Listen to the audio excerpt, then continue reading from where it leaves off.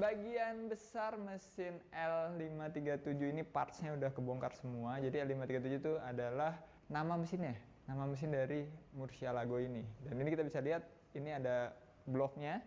Emang krek as dan bagian piston, crank, semuanya tuh masih satu. Ini akan kita bongkar nantinya.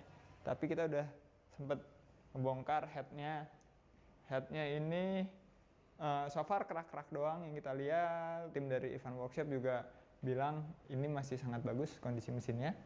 Dan kita bisa lihat dry sump systemnya nih. Nah ini nih yang mau gue jelasin ke kalian nih. Ini salah satu yang bikin mobil ini mesinnya itu kencang adalah si dry sumpnya ini. Dry sump itu bikin nggak ada sump oli. Biasanya kan ada oil pan di bawah ya. Ini nggak ada tabungnya sendiri yang terpisah. Dan ini adalah pompanya. Jadi pompanya ngepompa oli-oli yang turun ke sini masuk ke dalam oil tank. Habis itu dari oil tank dipompa lagi sama, ini ada dua pompa sebenarnya, itu masuk ke bagian mesin untuk ngelumasin semua parts yang ada di mesin. Kenapa bisa bikin kencang? Karena si pompanya ini kuat banget.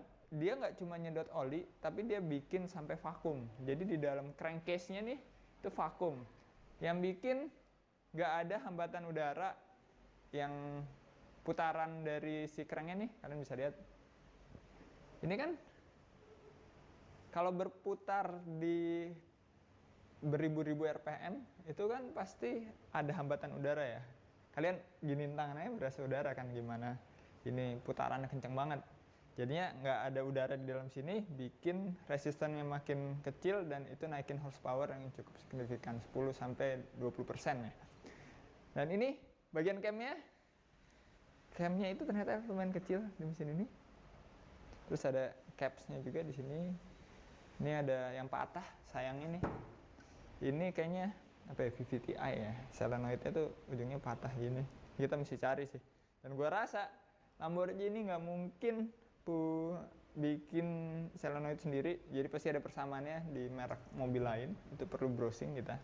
Dan berdasarkan ini mesin kedua juga, jadinya harusnya di mesin yang pertama masih bisa bagus, kita bisa combine water pump, terus ya ini cover clamp, semuanya sih masih bagus sekarang.